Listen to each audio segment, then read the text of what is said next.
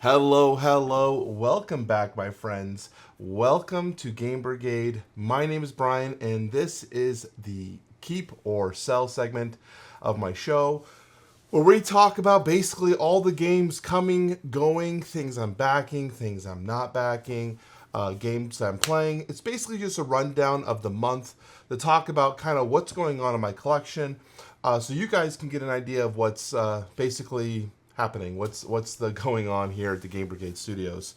So we started this series last week or 2 weeks ago where I basically talked about games I have to play. That was successful because it actually lit a fire in our ass, and we played one of the games that I wanted to basically cover, or not cover, but like get to the table so I can get an understanding if this game is for me. I want to make sure I have it. Okay. And then we also talked about games that maybe I would want to sell. So we're going to start with, let's start with what's going to go. Let's do it that. So first off, I have a massive stack of games that I don't think are really relevant. They've been standing there for a long time. We'll name them off because one of them is kind of new to the list. We have Dead of Winter, Evolution Climate, Tortuga 2199, Destinies, Bootleggers, Deep State, an RPG game I can't quite remember the name of it, and Banquet. These are games that I have deemed no longer need to stay in the collection. I've either finished them, like say Destinies. I don't think the system is as fun as I thought, a la Dead of Winter, or don't really. I think I have better games in the same system, like Tortuga. There's a bunch of these games that I think are no longer needed. So I've made a stack of games. I've been tempted to sell them. I will be getting rid of them in some way. But Christmas time or holidays time, this end of the year season actually becomes more difficult to sell used games. I think it's because people are buying games or buying new things for gifts, and people don't think about buying for themselves. So I've always found that this end of the year holiday season is more difficult to sell. So those are some games I want to get rid of. I do have some more. So let's talk about the first one I want to get rid of, On Mars. I think On Mars is a really good game. Don't get me wrong, and I enjoyed playing it every time I did play it, except for the last few times. And those last few times, caused I had to first relearn the game. It took like an hour of me watching a video to relearn the game, and then the people I was teaching couldn't grasp the game, and it made me think that maybe the Vita Lasera games are just not worth the effort anymore for the amount of games that I have to play. Back when my collection was like 30 to 40 games, having games like On Mars, which was in my collection at that point, was much easier because we would play them more often. You would solidify the rules in your brain. But now with a collection around 300, which is where I want to try to keep it, it's harder to get games back to the table when we're constantly cycling games. And as a content creator, I also have a bunch of new games always coming in that I have to be reviewing or staying aware of. So games that are heavy like this become harder and harder and harder to table. So I have decided that even though I've loved Lasera games, I've loved this box, I love this. This is one of the first Kickstarters I got. It's time for it to move on. So that will be going to the sale list with Vinos. Vinos we bought because we played Viticulture, and I love Viticulture, but I wanted a little bit more of a meatier experience than Viticulture was giving me at the time, so we purchased Vinos. And unfortunately, this never hit the table. It's been sitting unplayed and ready to go for almost 4 years. I don't know if I'm going to ever get it to the table because now that we've gotten the Tuscany expansion and all of the other add-ons for Viticulture, I enjoy Viticulture for what it is. And if I have people who I think might enjoy the theme, most likely they're going to be in the viticultural realm. So Vinos is on the chopping block as well. And I thought maybe of doing like a Vita Lacerda like bundle or something. We'll see. Who knows how this will effectively go, but that's the first one. What I've actually sold, we talked about last time on the series, was Nemesis Lockdown. I finally came to the realization that I am not going to be playing Nemesis Lockdown anytime soon, and I just prefer the theme of Nemesis. And if we're going to play Nemesis, we'll probably just play Nemesis in general. So I listed Nemesis Lockdown. This included the stretch goals as well as the King's expansion. Included the playmat in here as well. And we went ahead and sold that. I listed it originally for $315. I had to take a $20 hit on with shipping included. I took a $20 hit on that because it just wasn't selling as fast. And then shipping with the playmat. Playmat caused a lot of expense. Total expense was about $30. So you minus 50 basically from 315, and that is where I ended up selling this Nemesis Lockdown pledge. I'm happy with that. It's been sitting on my shelf for years, still in the seal, and it was time for it to move on. So that is officially sold and will be going out in the mail tomorrow, actually when this goes live. New games. So on top of that, we've been getting games in. So those are the games that I want to get out. I had time to rotate. We've got games coming in. One of the first ones that arrived was a Kickstarter Game Found pledge. I'm pretty sure this was a Game Found pledge. This is Uprisings, Titans of the First Age. This is the expansion for Uprising. And I finally got this in, organized it, sorted it, and it's ready to go. Uprising is a 4X cooperative experience. And I think that's really unique. A 4X game that's cooperative, and it truly does play like a 4X. The unique way this one works is that there is a middle AI enemy that you're facing, the Empire, and they're going to be pushing out into the to your allies.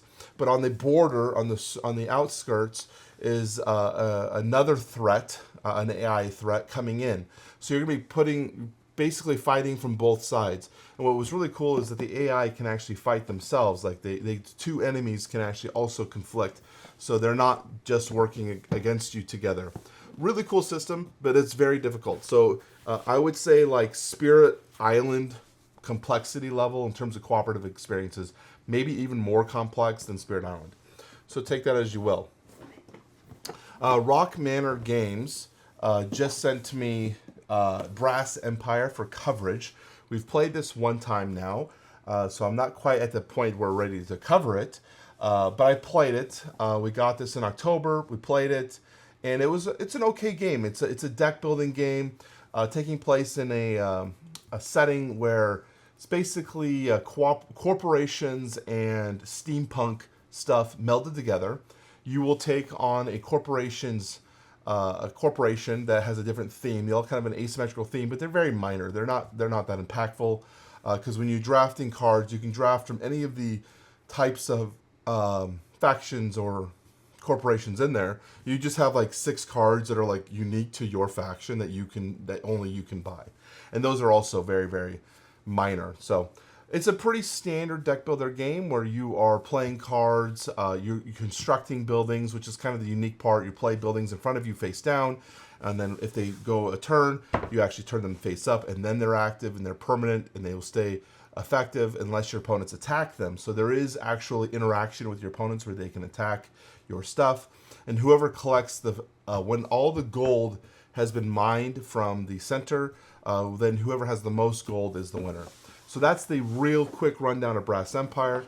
We got to take a look at this, and they've asked us to cover it, so we'll be covering this at some point to give you guys our full impression of it. This is an older game that they've kind of retweaked and worked with, so we'll see. This is not new. I should have done this one earlier.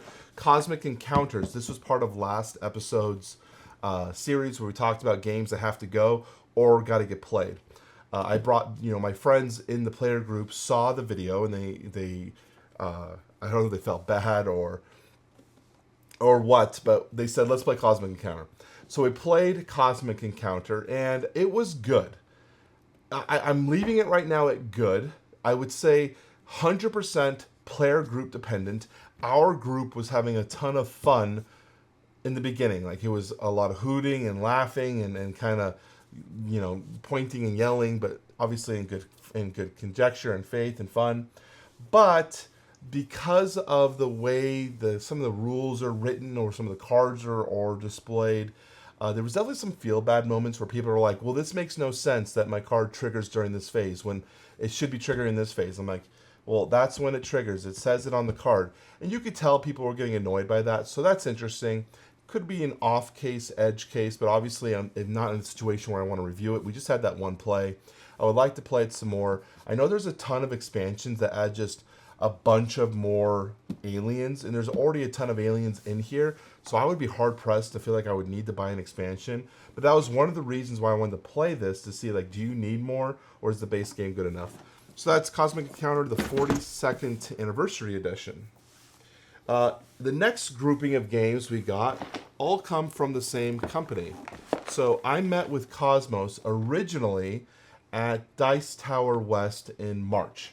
Got an opportunity to talk with them a little bit and discuss some of their games. And then when I met her again at Level Up Retreat. She was there. She was mostly hanging out with, it was like a non-working thing. It was more like, I want to go to play. But we talked a little bit, and then we met at Gen Con again.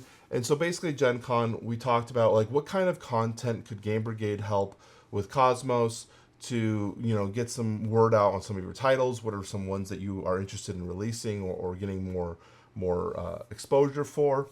Andor, this Legends of Andor, this is the Eternal Frost version. This is a standalone version of Andor. Andor is an older system. This is a new, like the newest standalone version of it.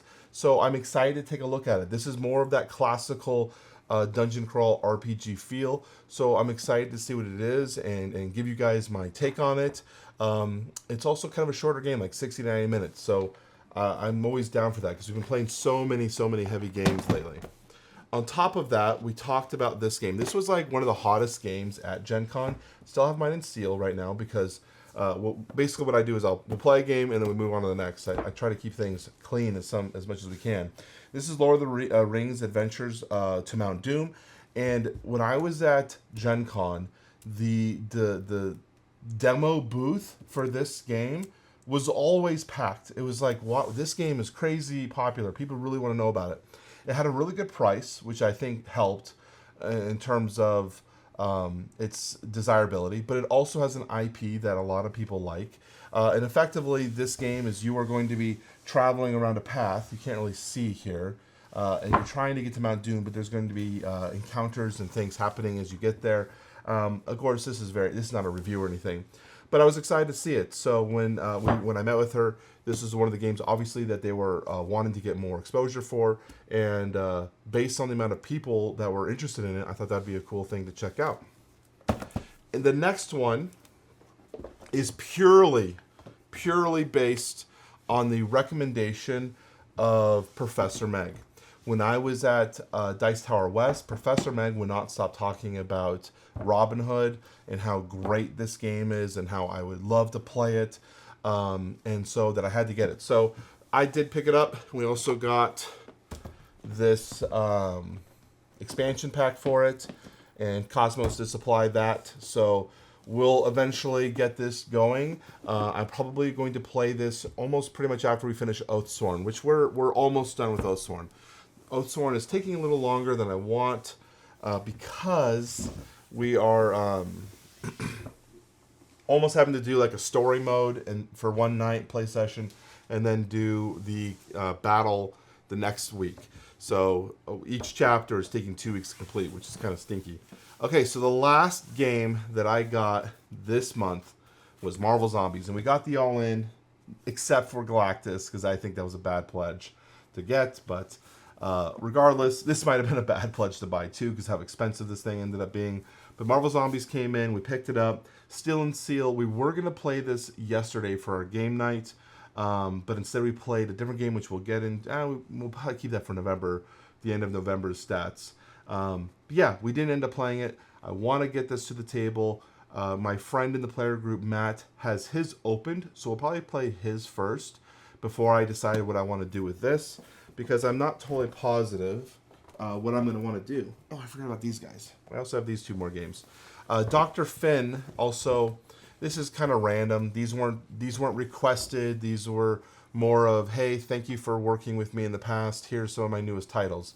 Dr. Finn Games I have covered several of his games in the past, and he basically sends games as thank yous if you're interested in playing them, not for coverage, not for review.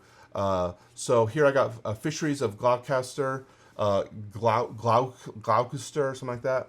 And then I don't even want to like butcher this one, Alpajaros, something like that. I enjoy Dr. Finn's games, and I think we mostly join for the family weight level of their gaming experience. I think when my daughter's a little older, she's going to join, but my wife enjoys playing these games. So I don't keep these in my collection for the downstairs play. We put them upstairs in the family room, which is a little bit more likely that these are going to get played when they're in the family room. So that is all of the new games coming in, the games going out, and the games on the chopping block. So let's talk about what I did in the month of October in terms of gameplay and to give you kind of a rough idea. So October 1st, I hosted another round of Blood on the Clock Tower. I've been hosting Blood on the Clock Tower events pretty regularly now for the community here in the valley that we live in. And in fact, I started a Facebook group for that and have consistently been having groups of about 12 to 15 people for our Blood on the Clock Tower events. And most of the time, I used to be the storyteller, but now one of my good friends has really fallen in love with the game himself. He's watched all the No Rolls Barred Blood on the Clock Tower series. He even started watching some of the official Blood on the Clock Tower YouTube channel series. And then he runs them on his own Discord as well. So he was like, hey, I'll be the storyteller so that you can play the game, which is something that is underappreciated is when there's games like, say, Imperial Assault or Descent back in the day, where the owner of the game always had to be the DM or the host, and they don't ever get to play the game. So being able to have a friend who says, I am willing to host so that you can play too, that is so cool. So Blood on the Clock Tower we played. In terms of statistics, we had Townsfolk won. Looks like Townsfolk won both games.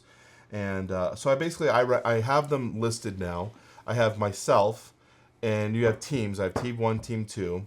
And I'll have TV Blood Townsfolk or TV Blood Demon, whoever won. So on the October 1st, looks like both of the Townsfolk games, both games were won by the Townsfolk. We then played My Father's Work. And this was when we were like trying to make sure we're getting Halloweeny games in. Also, I haven't been able to get all of the games. Sometimes I forget to record things, so I'll try my best to remember things I might have forgotten. So My Father's Work, we got some My Father's Work gameplay in. It's been a year since we played My Father's Work. We played it last Halloween, so we pulled it out again. We played the first scenario this time. We played the second scenario last time, and it was okay. It lasted a long time. The teach went longer than I think it should have. Not necessarily the fault of our person teaching us, because after he left, we still had to ask questions and learn and look up the rule book. But then the gameplay went for like 4 hours. So we usually meet around 7:30. I think we probably started playing around 8:30, and the game ended at like 1 a.m. So it was just like a long freaking time of playing the game. And I do think that the narrational aspect of that game can get wordy just to be wordy. Like sometimes it's like, come on, get to the point. Like I should be doing right now. So My Father's Work actually caused, I think, 2 of our friends in the player group sold their copies after that play because they're like, you know what, we don't need this game. If you have it, Brian, that's fine for us, but we don't want this game in our collection. And now I'm like, I don't even know if I want it in my collection anymore. So that's an interesting thing to be aware of. After that, we had a bunch of The Witcher Path of Destiny gameplays where we were playing for my review. I shared I shared the prototype with King of Average, and I couldn't get the prototype from him until he got back from Eschen Spiel. So as soon as he was back, I said, hey, can I come swing that by and pick it up so I can get some games in? He said, sure. I gave him some shit because I was like, you should have let me borrow it while you were gone so I could have gotten even more gameplay in, but whatever. So I picked it up. We got a bunch of gameplays in. I already had played the game before at Gen Con, so I had an idea already of how the game worked. Just had to do a rules refresher, and then I dove into several more games with some of my player group, with different people in the group too, so people can get different experiences. I play with different people and different player numbers, so that was good. And then we had on October 20th, so here's a big gap. So there's obviously something I missed, and that it probably was all the Witcher gameplay I didn't record. October 22nd, we had the Cosmic Encounter 42nd Anniversary Edition gameplay. Again, that was good, but hard to say I love the game. Like I said, I think it's a good game. And if I were to do a fly by the seat of my pants, it would be like a 6, 9, somewhere in that regard. Throughout this, by the way, every Friday, Oathsworn Into the Deepwood is played. We always forget to cover it sometimes. I do have it here for the 25th, which is a Wednesday because we were going on a vacation trip that weekend. And that's probably why I recorded it, because it was kind of an odd day. Then we had Brass Empire, which I talked about. We also played Red Rising. Red Rising has snuck in to be like the palate cleansing game after long gameplay. So I'm not sure. So here we did Brass Empire and Red Rising, and I think that was the go back and try Red Rising. Since then, Raw used to be our palate cleansing game. I also forgot to record the Raw gameplays. Now I'm thinking about it. Now we have Red Rising has kind of snuck back in and been like that end of the night game, like where sometimes people go home and maybe we have only 3 or 4 people stay. Let's play Red Rising. Then we had some Marvel Champions gameplay. I played that 3 times this month, but October 31st, we had Marvel Champions, the card game. We played that with one of my newer board game friends to teach him the system. And then we had some more Blood on the Clock Tower on the 28th of October. We had a dress up party. You can see photos of that in my Discord if you're curious about seeing the photos of our dress up. And we played at a friend's house. I hosted it at a friend's house. And that was a lot of fun. We had, looks like both games were also won by the townsfolk. The first game was really short because the demon in that game said something wrong. He said, "I'm this character," for his bluff, and then said what he got in the evening. And people are like, "That's not what that character does." And he's like, oh yeah. So that kind of sunk the game pretty quick. Here we have a Raw game on the 31st. Oh, no. This is a different game. That's Amun Re. We'll talk about that next month. So those are the games that I played, that I've recorded. I try my best to remember to record the games. Sometimes it's hard to do so. But that's it. That's the games right now for today's this Keep or Sell segment. I hope you guys enjoyed this video. Let me know in the comment section down below what games you're getting rid of, or maybe new games that you got. Or, just let me know what you dressed up for Halloween. Whatever it is, I would love to hear it. My name is Brian. I'll talk to you very soon. Bye-bye.